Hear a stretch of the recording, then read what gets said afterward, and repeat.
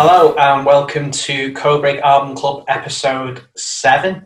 We are Codebreak, well, 3/4 of Codebreak anyway this week. Andy sends his apologies, a little bit under the weather this week, so we are wishing the best and hope he gets better soon. So we'll just do a quick introductions. I'm Carl Miller, Duke of the Wicked, ICP reference for you there, Vox. Gareth? I'm Gareth. First I got the sugar, then I got the power. Bass. Gary? Gary, Lord of Twiddly, guitar. Okay, so this week we listened to Gareth's choice. So over to you, Gareth. Okay, so I've chosen for this week an album called Copper Blue by a band called Sugar. Have my fingers over the logo, very professional there. It was released in 1992 on Creation Records in the UK and Rykodisc in the US. Personnel on this were Bob Mould, guitar and vocals, David Barb on bass, and Malcolm Travis on drums. Bob Mould was part of the legendary American punk group Husker Du, who'd broken up in the 80s but were a key influence on the 1990s alternative rock scene. He then had a solo stint but got screwed by his record label. He was looking at this as a third solo album, but they gelled as a unit, so they decided to be a band, and they were looking at a sugar packet on the day of their first show when the promoter asked them for a name. They recorded a session of around 26 songs, 10 of which were this album. 6 of them had their sort of own thing going on, and that came out as a mini album called Beaster a little bit afterwards, which is also well worth checking out, but a completely different mood to this one. It got to number 9 in the UK album charts at a time when indie albums really didn't do that. It was number 2 in the midweeks. I don't think this gets enough credit for what it did for Creation Records, who would then go on to dominate the UK indie scene with Oasis a couple of years later. And it was also named the NME's Album of the Year for 1992. The rest of the top 5 were Automatic for the People by R.E.M., Spiritualized with Laser Guided Melodies, never heard of that, not really my thing. It's a Shame About Ray by the Lemonheads, which is another great album. And Nick Cave and the Bad Seeds with Henry's Dream. So, on to the thoughts. Carl, what did you reckon? Okay, I think I first heard Sugar, like most of my musical firsts, was on MTV2, and I think it was just a video for, I don't even know what song it was, but I always remember it was Bob Mould's voice. I got a sort of vague memory of it being Helpless, not sure. And when I was a teenager, I didn't think much of it at the time. It was too grown up for me because it didn't sound like Sepultura or Sick of It All, or something a bit more aggressive sounding. Not long after that, maybe a year, 6 months after that, I can remember being in the car with my mum. She always used to let me put like music on and like tut at whatever I was listening to, or sort of go, "Why are you listening to this stuff?" And I had an R.E.M. song on, maybe something off Green, I'm not sure. She said, "Oh, this is quite tame for you, isn't it? We listen to something like that." I went, "Oh, I'm going eclectic now. I'm widening my horizons. Not everything has to be aggressive." And I think one of the first bands I listened to around this time, or went back to listening to, was Sugar. I really love the production on this record. I think the guitar sound is amazing and a lot better than Husker Du. One of the problems Husker Du had was that the production was never that great. I think that was down to probably SST Records. I mean, a lot of those sorts of productions, I think it was the guy who did them, was called Spot, were very minimal. It always sounded like it just needed to be turned up more to me. The volume was never quite up there. I'm never really a big fan of Husker Du. I can dip in and out of Husker Du, but I think what Bob Mould went on to do after Husker Du, in particular on this record, was a lot more interesting. I know Husker Du had Zen Arcade, which was a big album for them, and it was like a concept record, double album. Not one of my faves. I do like the sort of stuff after that. But what I say about this record is that the songs are very well crafted. A lot of melodies, and I think myself quite a big Beatles influence that I can hear on it. The first song really sets the album off for me. I love that guitar tone right at the beginning of the album. Back to what I was saying about Bob Mould's voice. Never been my sort of favourite vocalist. It's always sounded a little bit nasally to me, but I think in this situation on this record, it really adds to the overall sound of the record. It works because I think the guitars are a little bit heavier at times, and I think his vocals stand out well for that. I know one of the big singles on this record was If I Can Change Your Mind. For me, it's probably one of the weaker songs on the album. It's a bit twee, in my opinion. It's a bit like you know what I mean? And I preferred the sort of the heavier songs on it, particularly a song called Fortune Teller, which I thought was a really good song. There's a lot of really clever guitars on the record, and Mould's songwriting comes to the fore, I think, on this record, and particularly the way he rhymes words together, and his diction is really great on it. The album does have a nice summery feeling, but I think his vocals are quite and particularly his lyrics, quite introspective and deep. But as I say, I did enjoy the record. A very 90s sounding record, going back to what we were saying last week about Helmet. But at the same time, I think if this was released now, it'd do well. And I know that Bob Mould is still releasing records. In fact, I think he's had a record out the last couple of days, actually. One thing I do want to say is that I find it mad that he worked in wrestling. And at first I thought he was a music producer. He wasn't. He was an actual storyline writer. He was actually coming up with storylines in WCW, which were one of the two big wrestling companies in the sort of 90s into the early 2000s before they went bust. So I had a little look into his wrestling background because it was quite interesting. And he's a proper student of the game. He's he knows what he's talking about. His favourite wrestler was Nick Bockwinkel. So if you're a wrestling fan, that's quite a deep wrestler to pick. It's quite classy, actually. I was quite surprised. Also really into his Japanese wrestling, which I'm a big fan of. He went on to be a techno DJ as well. He did techno DJ and stuff. He's been a script writer. Obviously his solo record. Of the 80s hardcore bands, Husker Du sort of coming from that. He was never one of the people that I was initially sort of interested in. You sort of gravitate to the likes of Henry Rollins and Jello Biafra or Ian Mackay. Bob Mould was never a person that I thought, I want to find out more about him, but I think I will now, because I think that he's quite interesting. His lyrics are interesting. And I was aware of his sexuality, that he was gay. But I think that he never sort of came out and said that. That was sort of released by the media, which is a bit hard to deal with kind of thing. So I think that he's very sort of a deep person. So yeah, in regards to just generally this record, I enjoyed it. I had listened to it a lot previously. And I think at one time I was listening to it all the time. And then I've not listened to it for a while. So yeah, good record, good choice. Would definitely listen to it again, yeah. Excellent. Okay, good start. Gary? I first heard Sugar on a BBC Late Show programme. I think it was down as American Contemporary Artists. The reason why I watched it was because Pearl Jam were on it, who I was a big fan of at the time. But other bands that were on it were like Belly, Screaming Trees, Dinosaur Jr., who did one of the poorer songs, Dinosaur Jr. songs. But Sugar were on it as well, and they played Helpless. And I really enjoyed that song, coming from the fact that I listened to it because of Pearl Jam. I liked the kind of meaty guitar sound. I didn't really understand the punk influence at the time. It was very much just another alternative band that I had found and I enjoyed. Then I went on holiday to, I think it was Gran Canaria, and I went into a record shop and the tape of Copper Blue was there. And I bought the tape and I absolutely killed that tape. I played it so much that eventually the tape snapped. So that was the end of that tape, and then I bought it on CD later on. This was the first Bob Mould related release that I'd ever heard.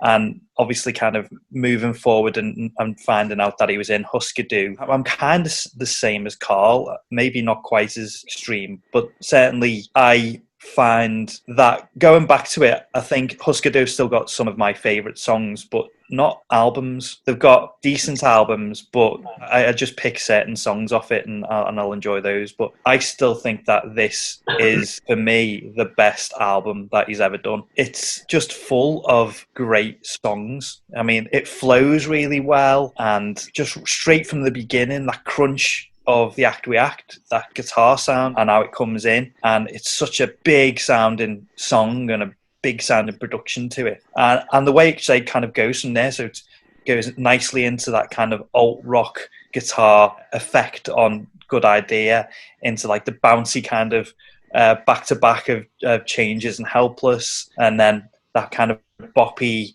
more kind of lush sound to Hoover Dam, where they start kind of highlighting the other instruments a bit more. So, you know, the keyboards and that, the synths on that are a lot more present than they are on earlier songs, and that kind of carries on for some of the other songs later on. The way that the Slim builds and is really claustrophobic sounding, and for me, perfect pop song is If I Can't Change Your Mind. That to me is the perfect pop song. I think as much as like I will always love aggressive songs, if there are albums where there's kind of a mixture, I tend to weigh more towards the poppy side of things. And so I've always loved If I Can't Change Your Mind. And I remember later on seeing the video and just thinking, look at that cardi. I mean, like, he wears this cardigan, which is just perfect for that whole sound. But the way that, and it happens with quite a few songs, but I think it's much more obvious in If I Can't Change Your Mind, is the two vocals on either side of the recording. With other songs, he almost kind of mirrors the vocal between the two ears, but there are two distinct vocals for each ear. But this one, it's a completely different melody that he does for the two sides, and it works perfectly. Going into like Fortune Teller and say that kind of more aggressive sound, but it's got such big chorus on Fortune Teller. I think the weirdest song on the album is Slick. It is so weird. It starts off like it kind of almost falls into the song almost. It's a weird start to the song. It starts off very Beatlesy and Phil Spector-y kind of wall of sound build up to the song. And then it just gets weird. So like a minute and a half in, it starts kind of introducing this weird sound, and then 2.5 minutes, it just goes full on odd. Yeah, again, it kind of is a testament to how well written the songs are. The back end of this with Man on the Moon, where, I mean, does anyone else hear it? It's I Love Rock and Roll, right? That first riff. But then it moves into like an REM big finish of a song for the album. There's just so many good songs. I mean, it's 10 songs and there isn't a bad song on there. Again, it is very 90s sound, and there's so many layers to the instrumentation on it. There's so many layers to the vocals on it, and different things that are added along the way to create different elements and different ways of presenting a song. The production I really like as well. I think it sounds like what they've done to me is basically spoken to Lou Giordano and said, make it sound like Doolittle by the Pixies, but better. So, and I think that's really highlighted specifically in the bass sound for Good Idea, which sounds like the Debaser, but just better sounding.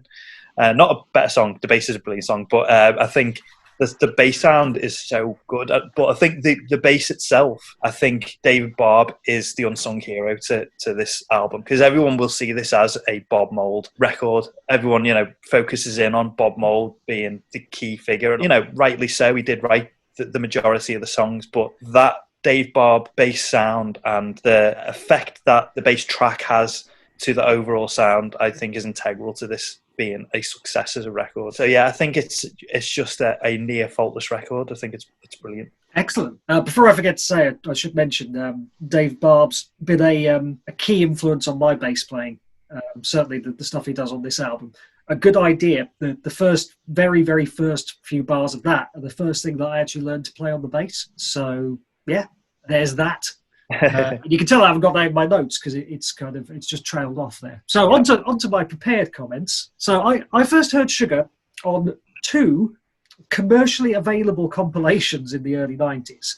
So these 2 compilations basically defined my non-Nirvana listening habits for a good 2 or 3 years after this. So there was one called Loaded, and that, as the title suggests, that concentrated largely on UK indie, which Sugar had this weird sort of 1 foot either side of the Atlantic thing, because their deal with Creation Records was actually their first record deal. They sorted the America stuff out afterwards. So there's a lot of sort of British, almost British sensibility in there to a certain extent. So Loaded had Suede, The Auteurs, Primal Scream, bands like that on. I think Therapy were another one, and some sort of near misses like the Frank and Waters. And then there was another one called, so that one had If I Can't Change Your Mind on. And then Changes was on another compilation called Greetings from Uncle Sam.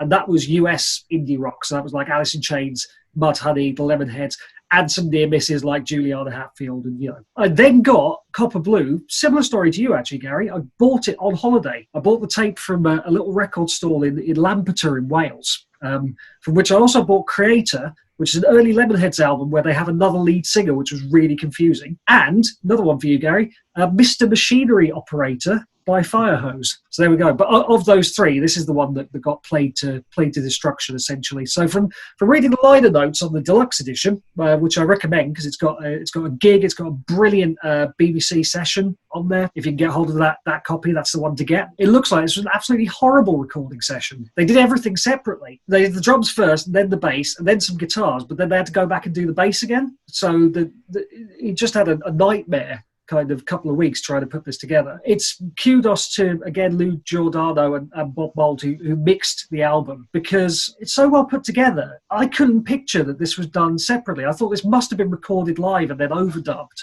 But no, absolutely everything was done on its own. And that's just, the layering on this is just fantastic. It makes it sound so much like a whole. It's just glorious in terms of sound. Bob Mould's vocals, I'm not sure if this is a reference anyone will get, but I honestly, the first time that I heard If I Can't Change Your Mind, I went, is that Greg Proops? Greg Proops, for those who don't remember, was a American or perhaps Canadian, God, I don't even know that, comedian on a show called Whose Line Is It Anyway in Britain. He was very good, actually. I saw him in stand-up as well. But he had this sort of nasally, not exactly high-pitched, but kind of, mid to high-range delivery. I don't know. They're like vocal cord twins or something. Anyway, so you listen to the intro of The Act We Act, and it's incredibly heavy, and you hit the chorus, but then there's sort of the melody starts coming in. It's like, oh, okay, so this isn't the one trick pony kind of thing. And like we've been saying before, the first side just blasts through genres essentially, but it all sounds like part of a whole. It's really well done in that respect. And then you get the Slim, and that is about surviving somebody who dies of AIDS. And we mentioned Bob's sexuality before. It sounds preposterous to say it now, but there just wasn't the same acceptance, wasn't even the same legality around homosexual relationships in 1992 as there is now. Definitely not in the sort of very macho world of rock music. And there's a bit at the end where he starts singing the wedding vows. He's saying sort of to honour, to obey, to cherish, to worship until death do us part. And that's just incredibly powerful when you think sort of marriage equality was not even on the table at this stage. And Bob Mould did get involved in the campaigning for that sort of near the time when it came in sort of most countries. These were relationships that were seen as a joke at best and repellent at worst to lawmakers and governments. It's just people in love. And it's weird that it's good that I have to sit here and explain that now. But, you look at various other issues that are currently in the news and you realise kind of we've come a long way, not far enough. But if, you look at something like this and think, well, Jesus, that even had to be said in the first place. But there we go. Anyway, I'll take my anti-establishment hat off, get back to music. Following it up with If I Can't Change Your Mind is a really good idea, because you need a deep breath after the Slim. It's like a musical sorbet that cleanses the palate for what's to come, which includes Man on the Moon, which I think is the most sort of Beatlesque. There's a bit of Beatles in here, a surprising amount of Beatles, I'd say. It's kind of psychedelic. Hoover Dam, I'd say, is more psychedelic. It's testament to all the things it runs through, sort of, power pop and straight up rock and psychedelia and all of these things. But it's a pop album. It's 10 tracks. I don't think you could put anything else in it without ruining the balance. And it's just like a unit of wrong pop. And I absolutely love it. And it's an album. It's a dying art making an album these days. And this is just a perfect example of an album that is an album. It becomes more than the sum of its songs by putting those songs together in that order and with that production. And that's me. Cool. I think Andy had prepared a couple of comments, hadn't he, Gareth, if you just want to go over what Andy thought about the record? He had, yeah. So I know we obviously come on to some of these bits afterwards, but I'll do this all at once. So favourite songs, Hoover Dam and Slick, which he thought had a big Beatles influence, which I think kind of me and Gary certainly agree with as well, Till It Goes Berserk. And even then, that's almost a Beatles thing in itself. He preferred the slowed down acoustic songs, which reminded him of Lemonheads, and he awards this a solid 8 out of 10. Cool. So what we'll do is we'll pick our favourite songs. I'll go first. So mine are Helpless, which I think was one of the big singles off it, and one that we've talked about called Fortune Teller, which was, I think, B-side, I think that's the best song on the album, but that's just my opinion. Gary, do you want to pick your two? If it had been a few years ago, I think it would have been Hoover Dam and If I Can't Change Your Mind, But having listened to it and kind of having changed, I suppose, some of my personal influences, it is that back-to-back of The Slim and If I Can't Change Your Mind. Actually, it's a three-song run, Hoover Dam into The Slim into If I Can't Change Your Mind. But certainly those two, I think, are exceptionally good. Okie doke. Gareth? I've got to go for The Slim, I think, as one of them. And the other one, it's like a 6 or 7 way tie for second for me, which is, all of the songs are just to such a high standard. It's difficult. I'm going to say Helpless, because when I first listened to the album, I wasn't much keen on that one, but it's really grown on me over the years. I find that sometimes with old albums where I've sort of gone, I don't like that track as much. It's those tracks that these days I listen to more because I listened to them less at the time. So I think maybe it's a product of that. But yeah, those are the two I'll go for. Cool. So, right, we'll give it scores. So I'll go first. I'm going to give Copper Blue 7.8 out of 10. Very scientific. Gary? Before I do, just to kind of put us in a place and time, Bob Mould has just released a song called American Crisis, which is very apt for the current political climate. My score for this is a 9 out of 10. Gareth? I'm going to give this 9.1 out of 10. That's not a comment on Gary's score. That's a comment on I gave Orange by the John Spencer Blues Explosion 9 out of 10 previously. I love that album, but it's less of an album than this album. So I think it deserves, when you're judging, and I've said album so many times now, album. When you're judging albums as albums, this one is better than Orange. So just that extra point to lift it above. So, yeah, for this album that I will repeat again, I think that's a high mark all around, isn't it? Probably the 8, 9s. So, yeah, I think we all enjoyed this one this week. So I'm going to quickly hand over to Gary, because it is Trace for next week, and he's going to tell us what we're going to be listening to. So we're going to take you from 1992 to 2001. A time when every hardcore and punk kid thought that it couldn't get any worse than George W. Bush. We're going to go to this album, Syncopated Synthetic Laments to Love by Yaphet Kotto. Dan, so we're going to be listening to that over the next week. So all I'm going to say is stay safe, stay well, and it's better to protest than accept injustice. So thanks a lot. We'll see you soon.